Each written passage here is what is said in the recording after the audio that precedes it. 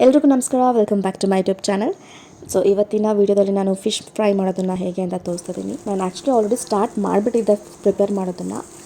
ಆಮೇಲೆ ಅಂದ್ಕೊಂಡೆ ಯಾಕೆ ಇದನ್ನು ವೀಡಿಯೋ ಮಾಡಿ ಹಾಕಬಾರ್ದು ಅಂತ. ಸೊ ಹಾಗಾಗಿ ಸ್ವಲ್ಪ ಮಧ್ಯದಿಂದ ಹಾಕಿದ್ದೀನಿ.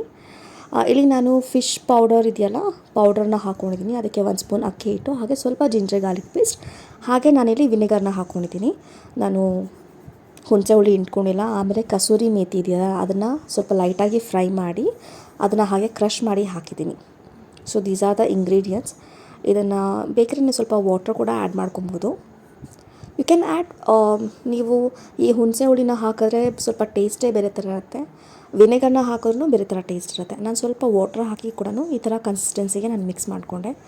ಆಮೇಲೆ ಇಲ್ಲಿ ನಾನು 1 kg ಫಿಶ್ ತೊಗೊಂಡಿರೋದು. 1 kg ವಂಜರಮ್ ಫಿಶ್ ಚೆನ್ನಾಗಿರುತ್ತೆ. ಸೊ ಆ ಮಸಾಲೆ ಏನೇನು ನಾನು ಕಲಸಿಟ್ಕೊಂಡಿದ್ದೆ, ಫಸ್ಟ್ ಅದನ್ನು ಮಿಕ್ಸ್ ಮಾಡಿಕೊಂಡು ಆಮೇಲೆ ಫಿಶ್ಗೆ ಹಾಕ್ತಾಯಿದ್ದೀನಿ.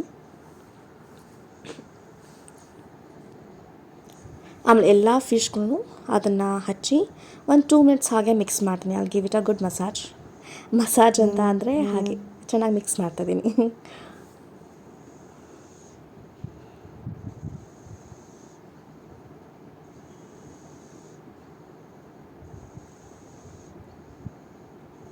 ನಾವು ಸುಮ್ಮನೆ ಹೀಗೆ ಹಚ್ಚಿಡೋದಕ್ಕಿಂತ ಹೀಗೆ 1-2 ನಿಮಿಷ ಈ ಥರ ಮಸಾಜ್ ಮಾಡಿದ್ರೆ ಅದು ಇನ್ನೂ ಚೆನ್ನಾಗಿ ಮ್ಯಾರಿನೇಟ್ ಆಗುತ್ತೆ. ಆ ರೀಸನ್ಗೋಸ್ಕರ. ಸೊ ಇವಾಗ ಇದೆಲ್ಲ ನಾನು ಎಲ್ಲ ಫಿಶ್ಗೂ ಅಪ್ಲೈ ಮಾಡಾಯಿತು.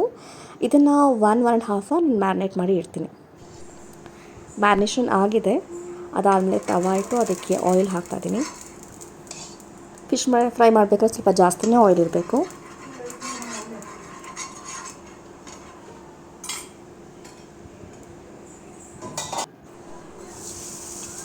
ನೀವು ಒಂದು ಸತಿ ಮಾಡಬೇಕಾದ್ರೆ 3 to 4 ಫಿಶಸ್ ಮ್ಯಾಕ್ಸಿಮಮ್ ಅಷ್ಟೇ, ಅದಕ್ಕಿಂತ ಜಾಸ್ತಿ ಓವರ್ ಕ್ರೌಡೆಡ್ ಮಾಡಬೇಡಿ.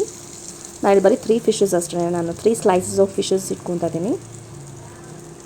ಹಾಗೆ ಇದನ್ನು ಮುಚ್ಚಿಟ್ಟು 3 ಮಿನಿಟ್ಸ್ ಒಂದು ಕಡೆ ಫ್ರೈ ಮಾಡಿ, ಇನ್ನೊಂದು ಕಡೆ ಇನ್ನೊಂದು ಸತಿ ಫ್ರೈ ಮಾಡೋದು.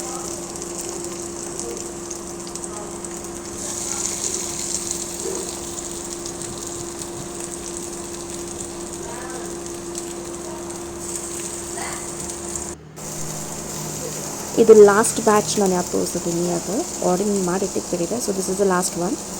ನೀವು ಈ ರೀತಿ ಫಿಶ್ ಫ್ರೈನ ಮಾಡ್ಕೊಳ್ಳಿ. ಹೇಗಿತ್ತು ಅಂತ ನನಗೆ ಕಮೆಂಟ್ಸ್ನಲ್ಲಿ ತಿಳಿಸಿ. Thank you for watching.